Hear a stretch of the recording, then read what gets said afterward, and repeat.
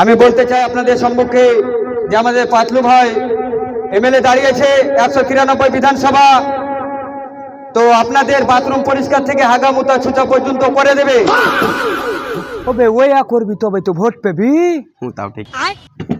তো আমি তোমাদের হাগা মুতা থেকে সবকিছু করে দিব বাচ্চা, তোমরা আমাকে ভোট দাও, নাহলে আমি যদি জিততে পারবো না। পাতলু ভাই, পাতলু ভাই, পাতলু ভাই, সকালে তোমাকে কোলে পারিনি দোলাতে, সেই ছেলে দেখাতে পারিনি পথে চলতে শেখাতে, হাসি আর খেলাতে পারিনি আমি যে ওই মন। বলছি ভাতে যে তোমার মাকে বলিও ভোটটা যাতে আমাকে দিয়ে, নাকি গো?